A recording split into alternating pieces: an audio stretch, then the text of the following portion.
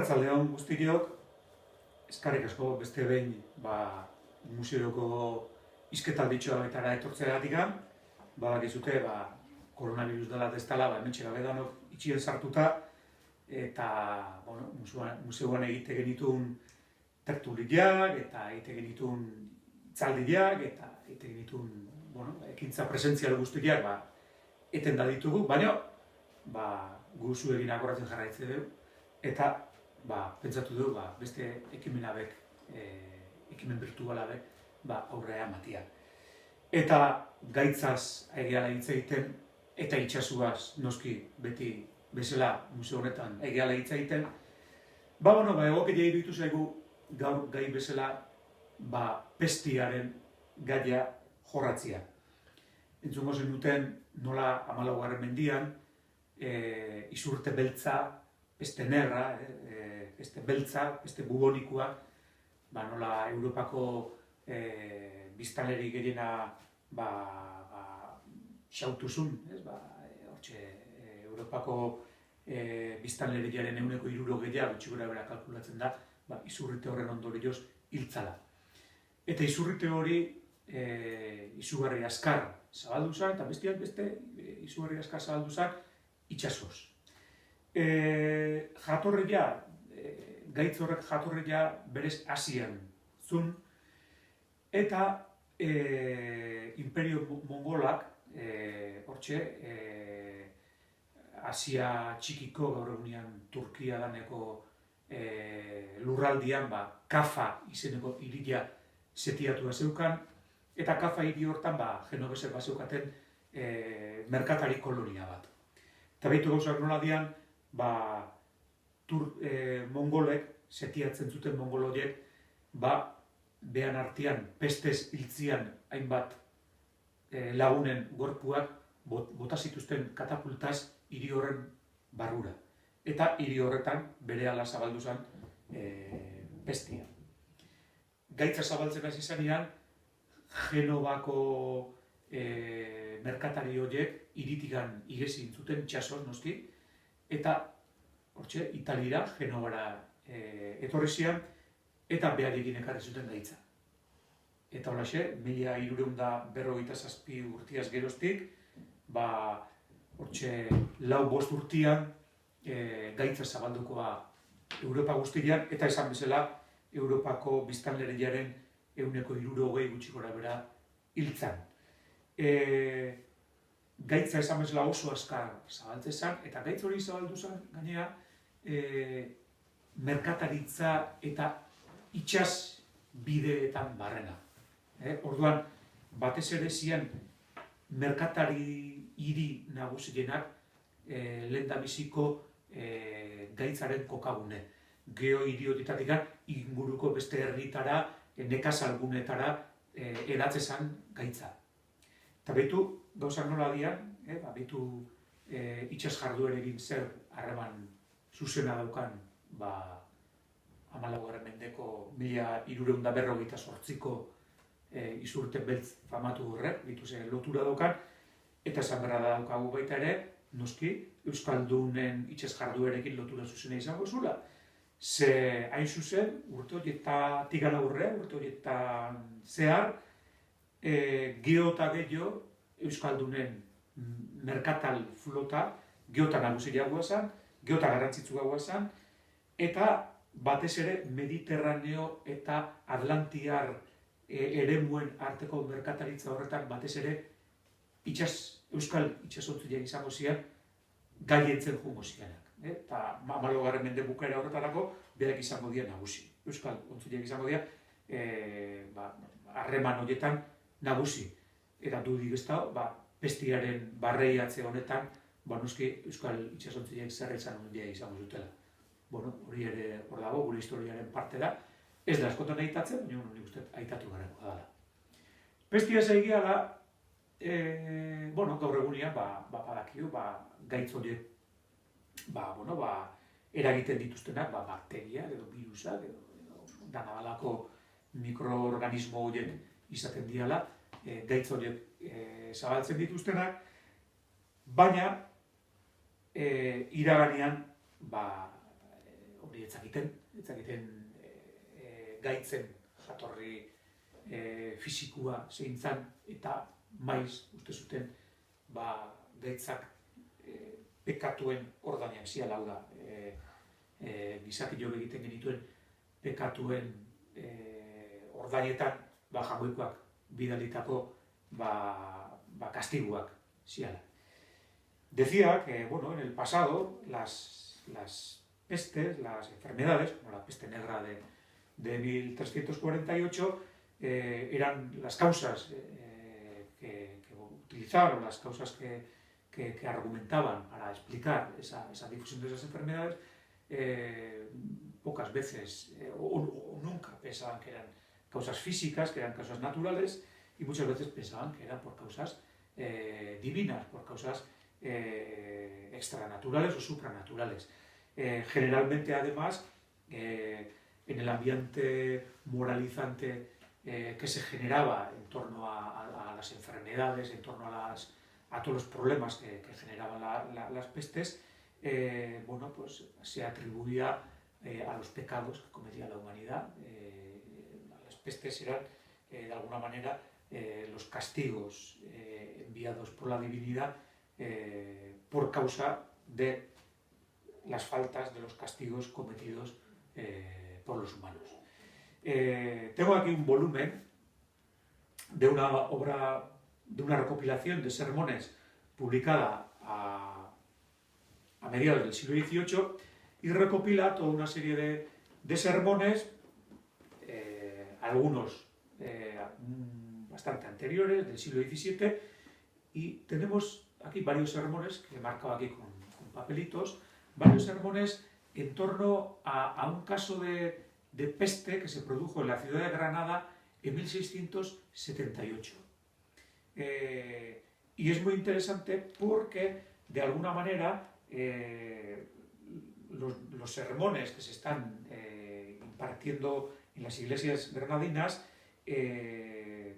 bueno, día tras día, de alguna manera van recogiendo la evolución de la enfermedad, de cómo la enfermedad está llegando a la ciudad, de cómo llega a su punto culminante, y también cómo poco a poco va remitiendo.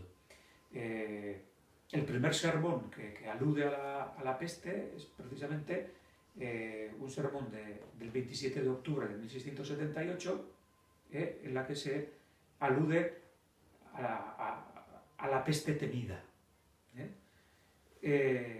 Otro sermón del miércoles segundo de Cuaresma habla o se impartió en ocasión de haber muchas enfermedades y muertes y temerse pestilencia. El siguiente sermón, del domingo primero de Cuaresma de 1679,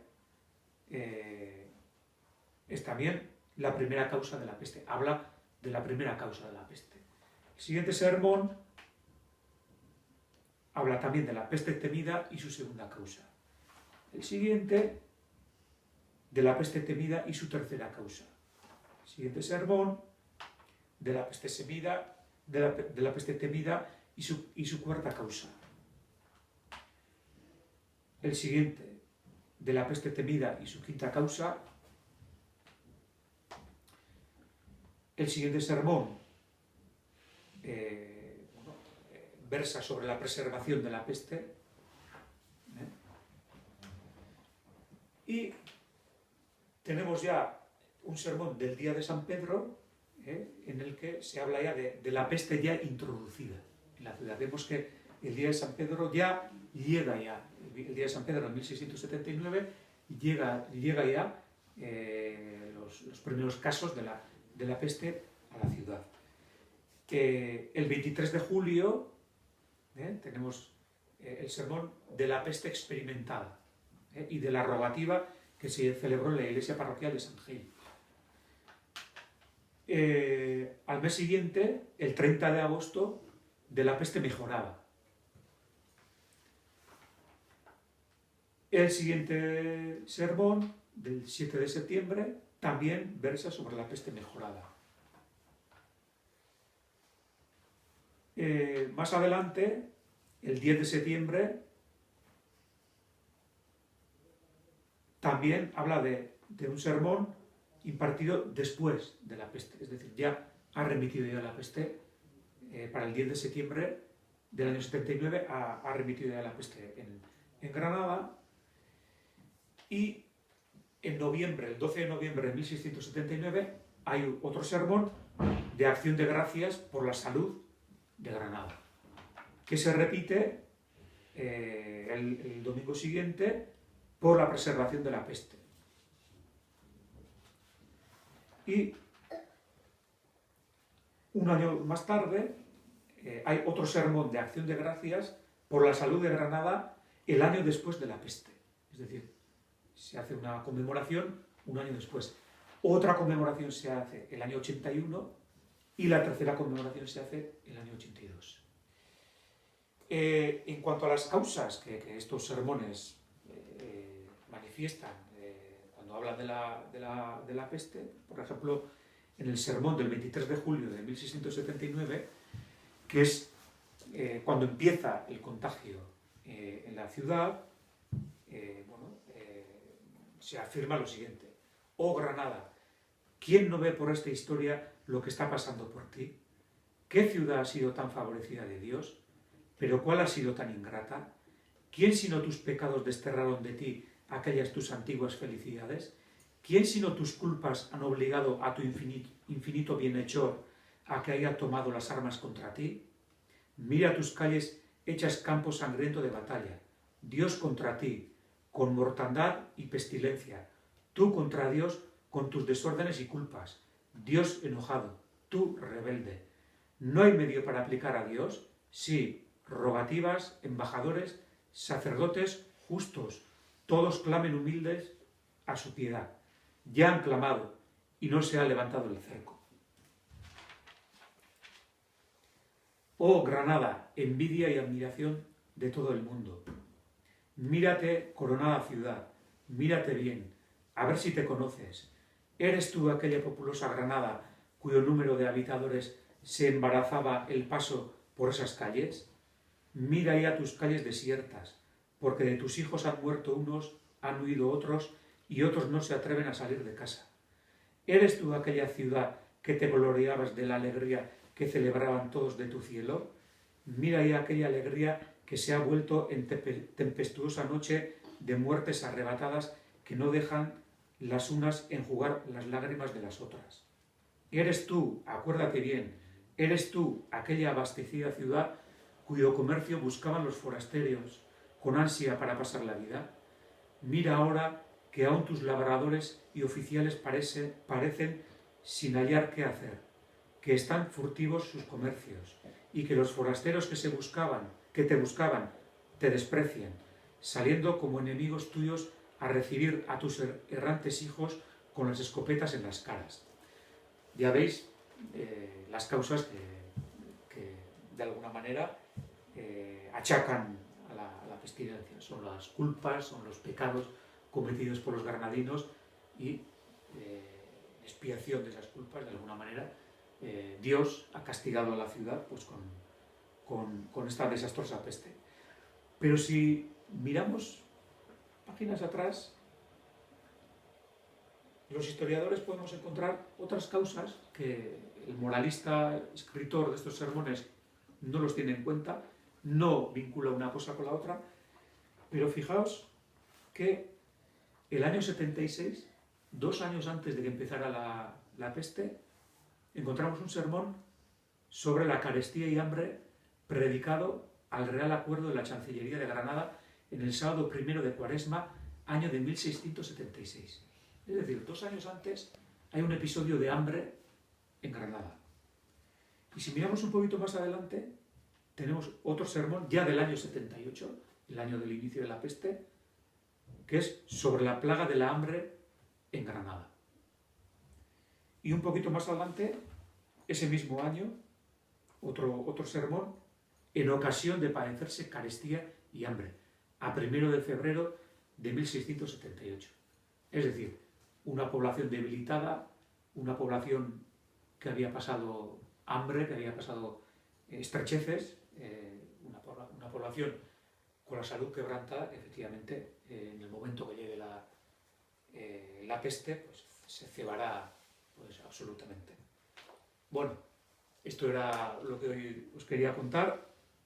Salud para todos y hasta la próxima. Ondo izan.